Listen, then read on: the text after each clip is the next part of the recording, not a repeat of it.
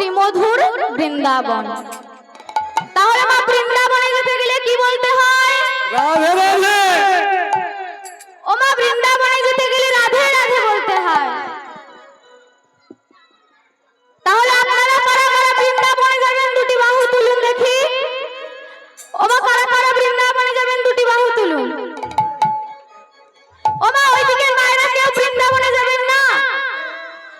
যাবে যাবে সবাই যাবে। হ্যালো ও মা এই একটাই তো দিন, হ্যালো। আপনারা সকলে মিলে দুটি বাহু তুলে বৃন্দাবনে যেতে চাইলে দুটি বাহু তুলে বৃন্দাবনে চলে যায়। হ্যালো দেখি এইদিকে সকলে দুটি বাহু তুলে, যারা যারা বৃন্দাবনে যাবেন দুটি বাহু তুলুন। কীর্তনিয়া রাখি দাসের কণ্ঠে কীর্তন শুনিয়া আমাদের কমিটির একজন একটি স্বর্ণ পদকের পরিবর্তে শচীনন্দন মণ্ডল 20টি টাকা পুরস্কার করলেন। হরিবোল হরিবোল।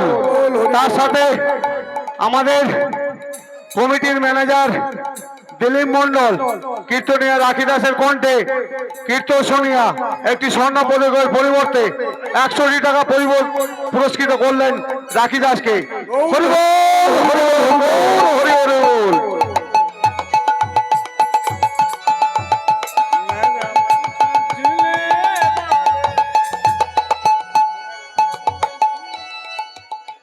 ও মা কাদের কাদের হাত আছে একটু হাত তুলুন তো।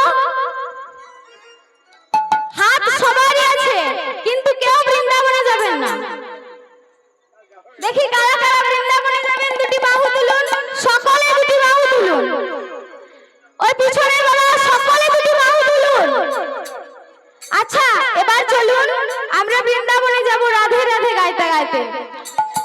মেরা মন पंछी भूले, मेरा मन पंछी भूले, उड़ वृंदावन जाओ, ब्रज की लता पताओ, मैं राधे राधे गाओ। मेरा मन पंछी न बोले, मेरा मन पंछी न बोले, वृंदावन जाओ, ब्रज के लता पताओ, राधे राधे गाओ, राधे राधे श्याम श्याम गाओ, राधे राधे श्याम श्याम गाओ, राधे राधे श्याम श्याम गाओ, राधे राधे श्याम श्याम गाओ।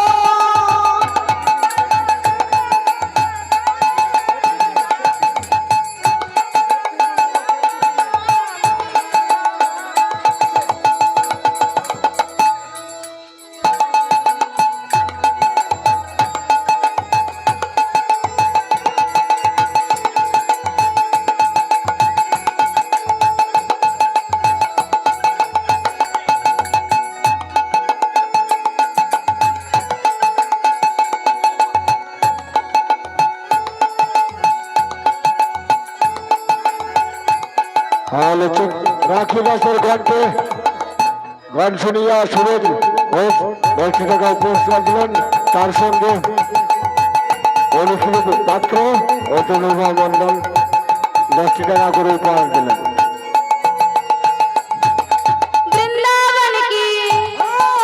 वृंदावन की महिमा प्यारी कोई ना जाने, प्रेम नगरिया मन मायुन की प्रेम पहचाने।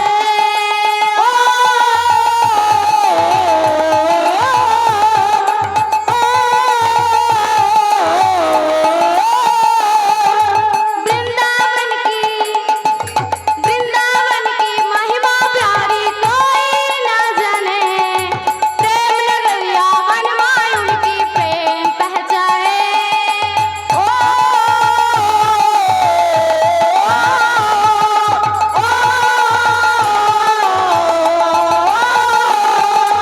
ब्रजगलिया में झूम झूम के, ब्रजगलिया में झूम झूम के, मन के तखन बुझाओ, ब्रज की लता पताओ, मैं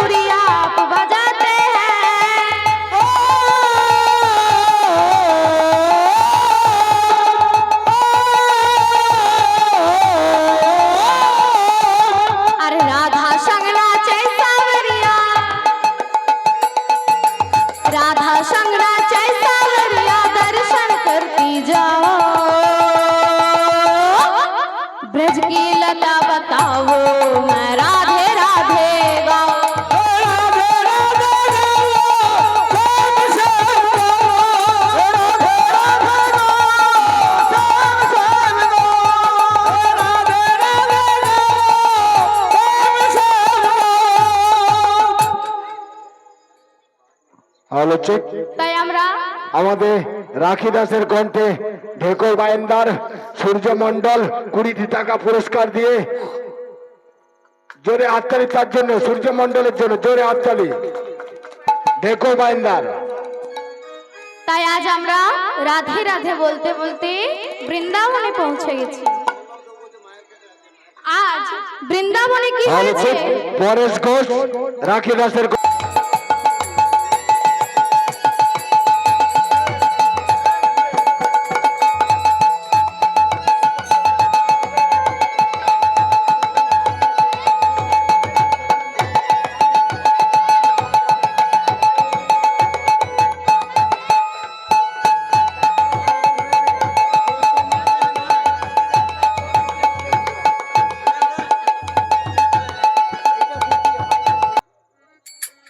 তাই রাধে রাধে বলতে বলতে বৃন্দাবনে পৌঁছে গেলাম। এবার বৃন্দাবনে কি হয়েছে না, আজ যেই রূপ নবদ্বীপে যেই আনন্দ, বৃন্দাবনেও সেই আনন্দ। কারণ ভগবান জন্ম নিয়েছেন। কিন্তু মথুরায় অর্থাৎ মধুপুরে শান্তি ছিল না। কাদের? প্রজাদেরও শান্তি ছিল না, আর মথুরার অধীশ্বর কংসের মনেও শান্তি ছিল না।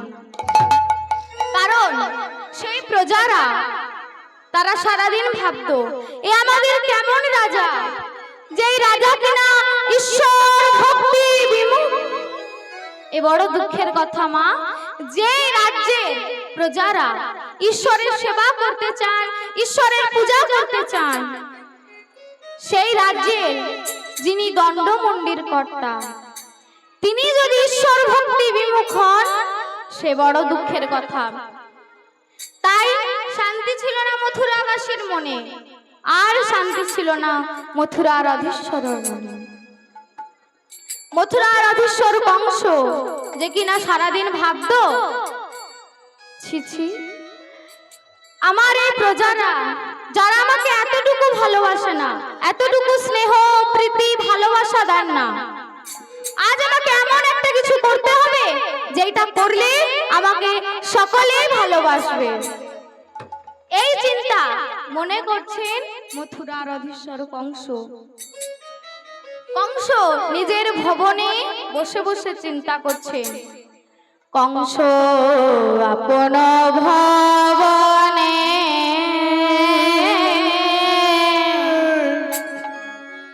রত্ন সিংহাসনে বসে বসে চিন্তা করে। আপন ভবনে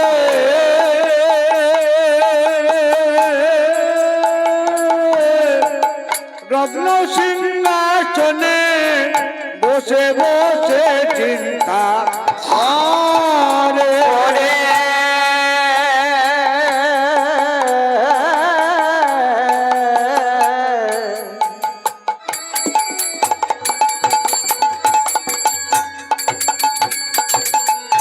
আপন ভবনে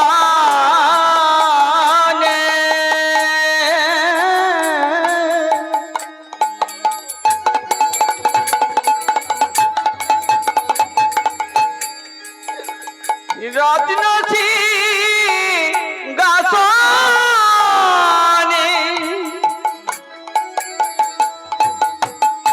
বলি আপন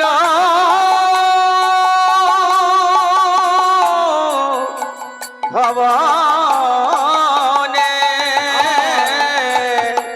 আপন ভবনে রত্ন সিংহাসনে বসে বসে চিন্তা করে। আমারে কেমন করে দূর নাম যাবে, কেমন করে দূর নাম যাবে, আমার কেমন করে দূর নাম যাবে। কেমন করে দূর নাম যাবে, সকলে আমায় ভালোবাসিবে কেমন করে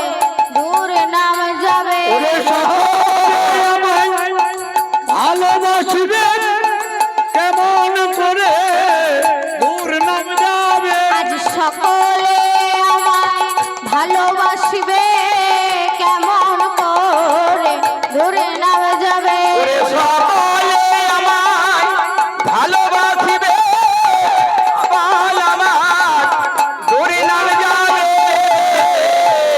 হরবল হরবল। আজ কংস মনে মনে চিন্তা করছে, আজ আমাকে এমন একটা কিছু করতে হবে যেটা করলে আমি এই সকলের মনকে জয় করে নিতে পারবো, সকলে আমাকে ভালোবাসবে। তাই আজ কংস এই চিন্তা করতে করতে হঠাৎ একটা চালাকির পথকে আশ্রয় করলেন। চালাকির পথকে আশ্রয় করলেন কি না, তিনি আজকে মনে করেছেন যে এই বৃন্দাবনের মাঝে পরম বৈষ্ণব কে আছে, তাকে ডেকে নিয়ে এসো।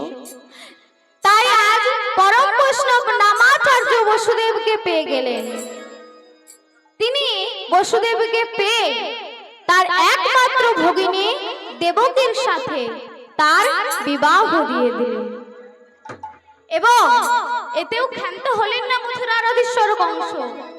তিনি কি করলেন, তিনি দৈবকী আর বসুদেবকে একটি রথে চাপালেন, চাপিয়ে নগরে নগরে রথ পরিচালনা করছে।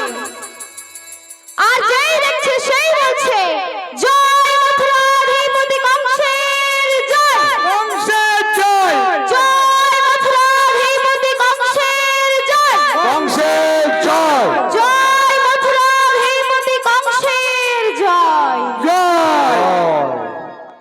যেই দেখছে সেই বলছে।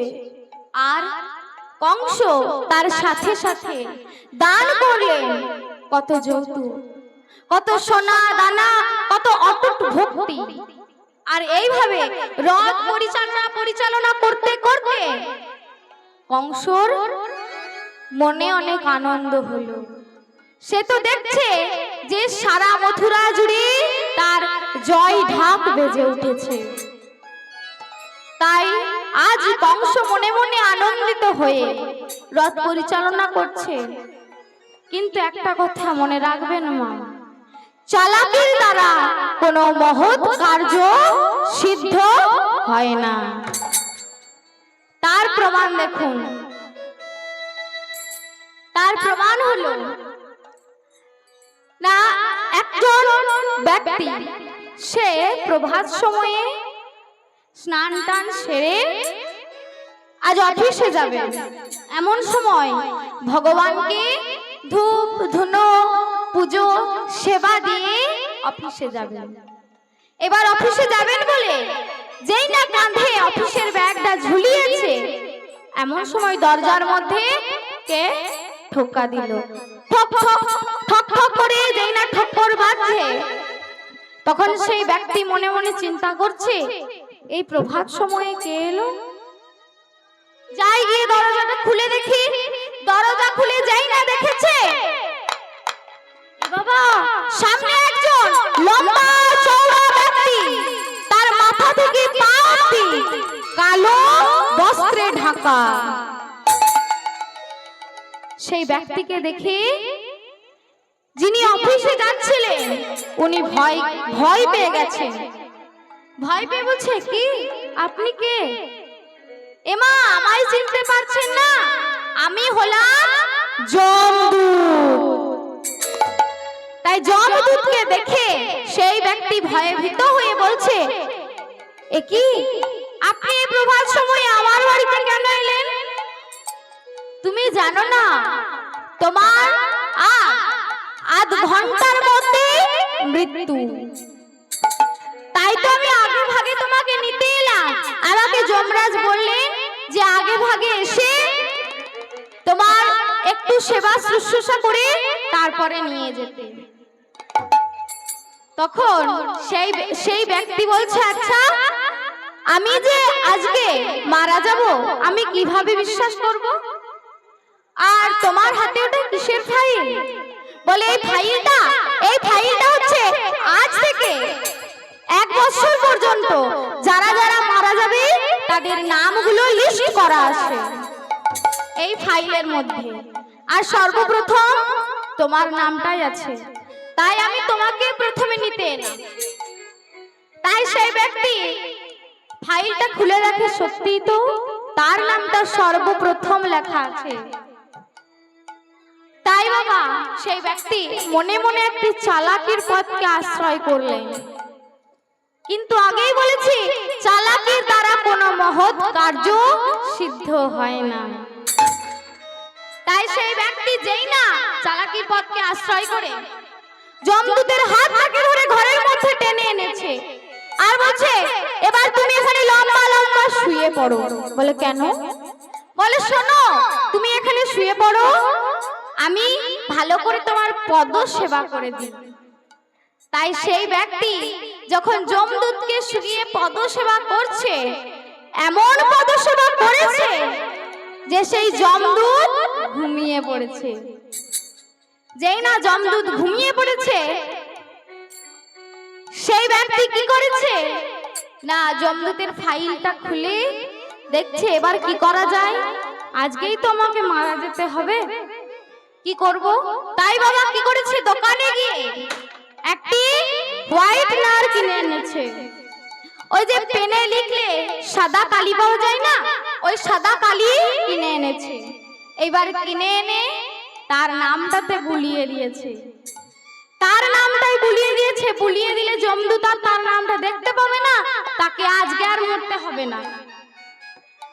কিন্তু সেই ব্যক্তিকে কি করেছে, সেই ব্যক্তি 1 বছর পর যিনি মারা যাবেন, অর্থাৎ ফাইলের মধ্যে যার শেষে নামটা আছে তার নামটা প্রথমে করে দিয়েছে আর সেই নিজের নামটা শেষে করে দিয়েছে। কারণ সে মনে মনে চিন্তা করছে, আমি যখন মারাই যাব 1 বছর পর মারাই যাব, 1 বছর পরই না হয় মরবো। সেই নামটা যেই না লিখে দিয়েছে, আধ ঘন্টা পর যমদূত উঠে বলছে, এবার চলো, তোমাকে যেতে হবে, 8 ঘন্টা হয়ে গেছে। সেই ব্যক্তি বলছে, আচ্ছা যাবো বাবা যাবো, কিন্তু তুমি ভালো করে দেখো তো যে তোমার ফাইলে আমার নামটা লেখা আছে কিনা। তখন সেই যমদূত মনে মনে চিন্তা করছে, ও তো দেখলো যে ওর নামটা লেখা আছে, যাই হোক শোনো, তোমার নাম লেখা থাকুক বা না থাকুক, তোমার নামটা তো প্রথমেই লেখা আছে, কিন্তু আজকে তোমাকে নিয়ে যেতে আমার মন চাইছে না। কারণ তুমি আমার এত সেবা শুশ্রূষা করলে, আমার পদ সেবা করে দিলে, আমি তোমাকে আশীর্বাদ করলাম, তুমি 1 বছর পর মারা যাবে। অর্থাৎ এই ফাইলের মধ্যে যার শেষে নাম আছে সে আজকে মারা যাবে, আর তোমার নামটা তো প্রথমে আছে, তুমি 1 বছর পর মারা যাবে। কিন্তু বাবা সেই ব্যক্তি কি করেছে, তার নামটাই শেষে লিখে দিয়েছিল, আর যমদূত বলেছে শেষে যার নাম আছে সে আজকে মারা যাবে, সেই ব্যক্তি আজকেই মারা যাবে। তাই বাবা যখন তার নাম আসবে আপনি নিজে কিছু করতে পারবেন না, অর্থাৎ আপনি চালাকি করেও কিছু করতে পারবেন না, চালাকির দ্বারাও কোনো মহৎ কার্য সিদ্ধি হবে না। তাই আজ সেই ব্যক্তি যেই না লিখে দিয়েছে, যমদূত ফাইলটা খুলে দেখে সেই ব্যক্তির নামটাই সর্বশেষে আছে, তাকেই আজকে মরতে হবে। আর এদিকে কংস একটি চালাকির পথকে আশ্রয় করেছিল। কংস কি মনে মনে চিন্তা করেছে যে আমি যদি বসুদেবের সাথে আমার পত্নীর বিবাহ দিয়ে দিই, আমার ভগিনীর বিবাহ দিয়ে দিই, তাহলে কি হবে, আমাকে সকলে ভালো বলবে। কারণ আমি একটা রাজা হয়ে একটা বৈষ্ণবের সাথে আমার বোনের বিবাহ দেব, সকলে আমাকে অনেক ভালো বলবে। চালাকির পথকে আশ্রয় করে বসুদেবের সাথে বিবাহ দিয়ে চলে যাচ্ছিলেন, এমন সময় খুব জোরে জল পিপাসা পেয়েছে। তাই কংস কি করেছে, যেই না জল পিপাসা পেয়েছে, রথটাকে নামিয়ে দিয়ে ছুটতে ছুটতে ছুটতে চলে গেলেন সরোবরে। আর সরোবরে গিয়ে যেই না জল পান করতে যাবেন বাবা, এমন সময় কি হয়েছে, এমন সময় দৈববাণী হলো, কংস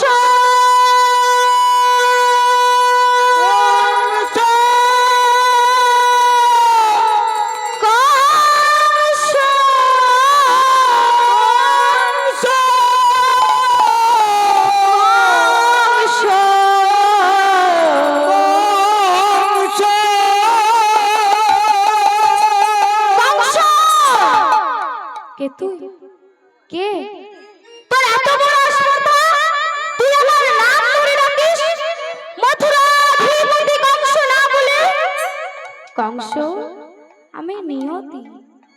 তুই কি জন্য এসেছিস? তুই আসলে তোকে দেখতে পেরে তোর দেহটাকে টুকরো টুকরো করে দিতাম। তাই আজ সেই ব্যক্তিকে যখন এইভাবে বলছে, আজ কংস বলছে তুই এখানে কেন এসেছিস? কংস, আমি তোমাকে এটাই বলতে এসেছি যে তুমি যে এত আনন্দ করে তোমার ভগিনীর বিবাহ দিলে না, তোমার ভগিনীকে রথে চাপিয়ে নিয়ে যাচ্ছ শ্বশুর বাড়িতে, কিন্তু শোনো এই আনন্দ বেশি দিনের না। তার মানে হলো ও তুমি যাহারে লইয়া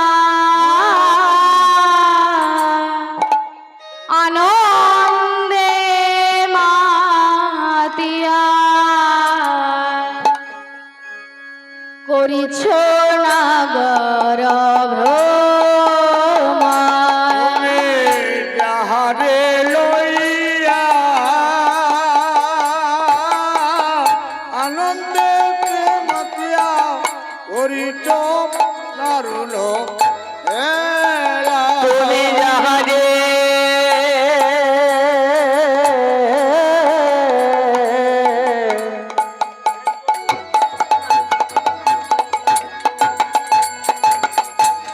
তুমি যাহারে লইয়া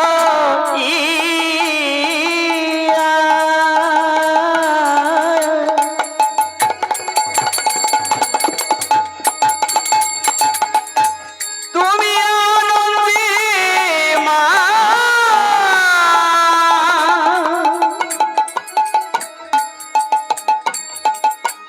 তুমি আনন্দে মা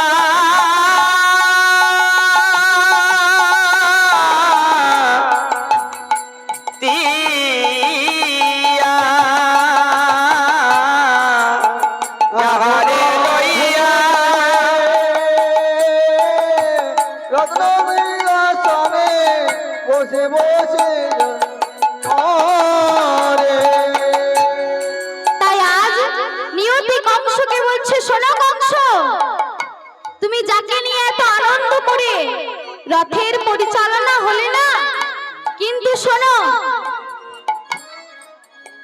তোমার এই আনন্দের হাট ভেঙে যাবে।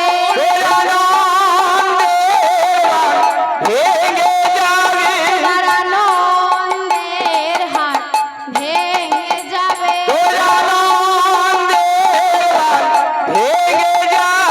আজ বংশে বাতি দেবে না কেউ, আনন্দের হাট ভেঙে যাবে।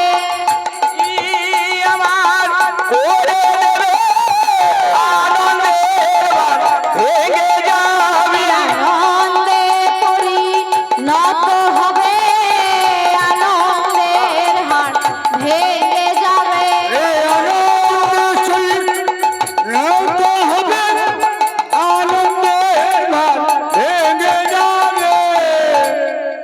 শোনো কংস, তুমি যে আনন্দ করে তোমার ভগিনীর বিবাহ দিলে, রথের পরিচালনা হলে, কিন্তু আজ তোমার এই ভগিনী সন্তান তোমার এই আনন্দের হাটকে ভেঙে দেবে। কার এত বড় স্পর্ধা যে আমার আনন্দের হাটকে ভেঙে দিতে পারে? ও, আজ আমার জয় ঢাক বেজে উঠেছে, তাই তোর হিংসা হচ্ছে, তাই না নিয়তি? না কংস, আমি তোমার ভালোই চাই, আমি তোমার মঙ্গল চাই। শোনো কংস, তুমি এই আনন্দ করে তোমার ভগিনীর বিবাহ দিয়ে রথ টেনে নিয়ে যাচ্ছ, কিন্তু তুমি জানো না ও তার অষ্টম গর্ভেতে অষ্টম সন্তান তোমারে বোধিবে আসি। সন্তান তোমারে বোধিবে আসি। ও তার অষ্টম গর্ভেতে অষ্টম সন্তান তোমারে বোধিবে আসি। অষ্টম সন্তান তোমারে বোধিবে আসবে। রাখবে না রে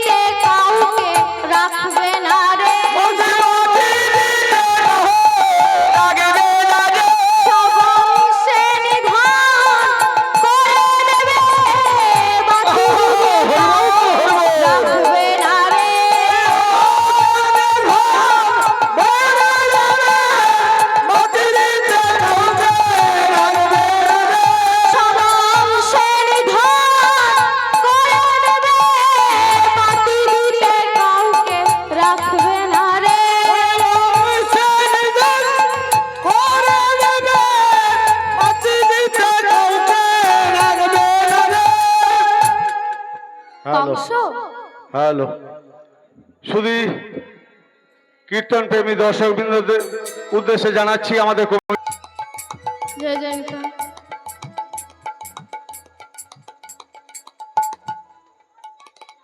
তাই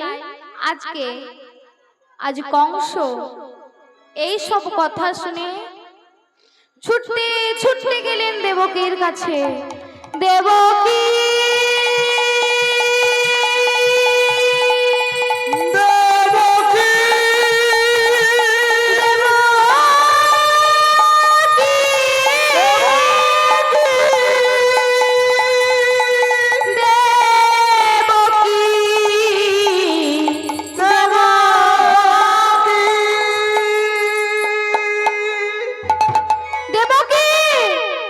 দেবকী, তাই আজ দেবকী দেবকী করে ডাকতে ডাকতে দেবকীর কাছে যেই না পৌঁছে গেছে, দেবকীর চুলের মুষ্টি ধরে রথ থেকে নামালেন।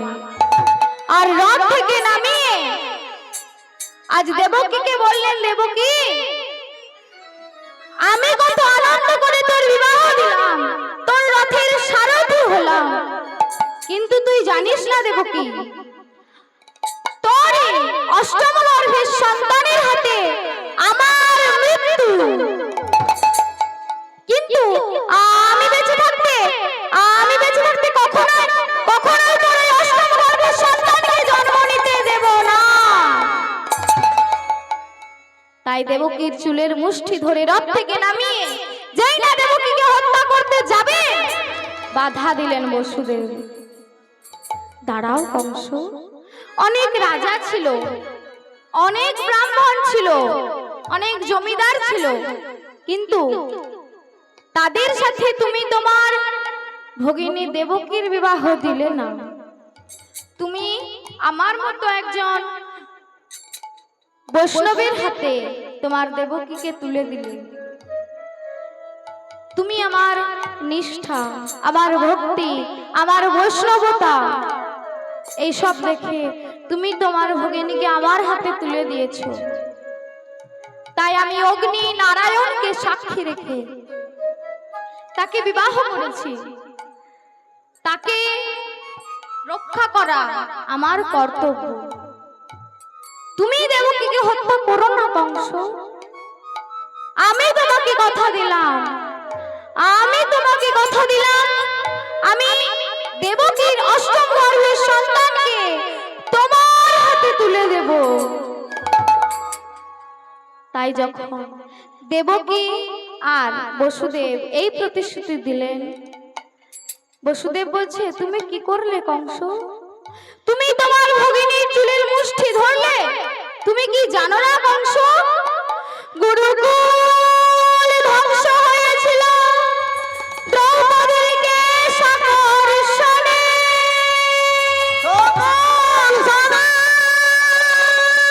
রাবণ রাজা ধ্বংস হলো সীতা অপহরণে।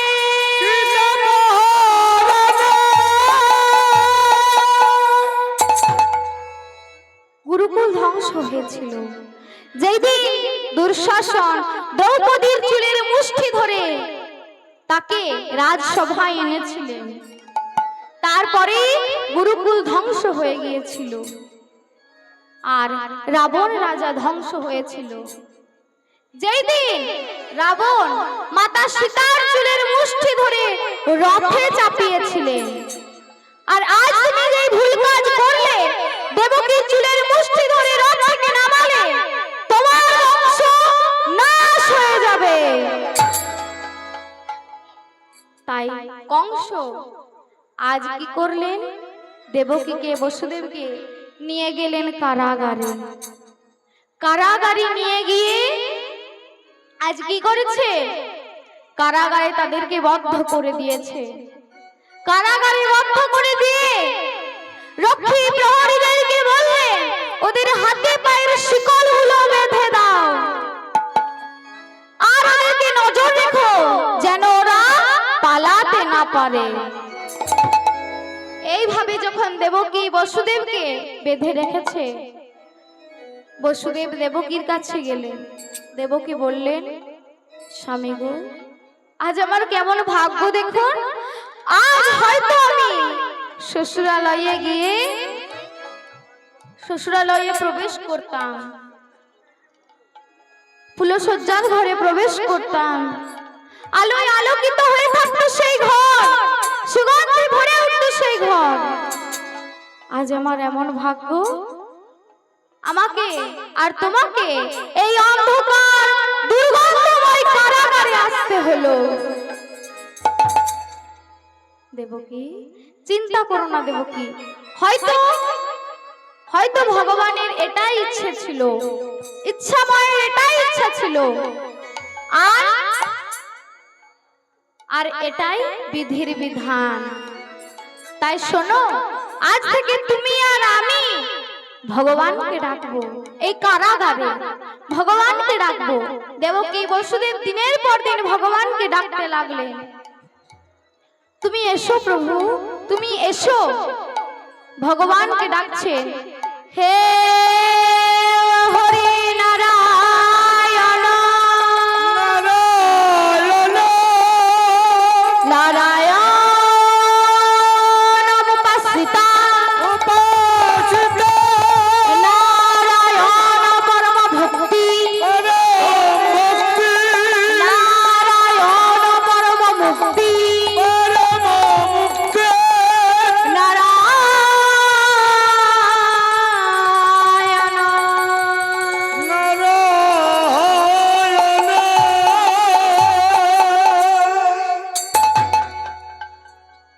তাই আজ তারা দুইজন মিলে ভগবানকে ডাকছেন, কিন্তু ভগবানেরই কৃপা হচ্ছে না, কারণ ভগবান ছিলেন অষ্টম গর্ভের সন্তান। এত করে যখন ভগবানকে ডাকছে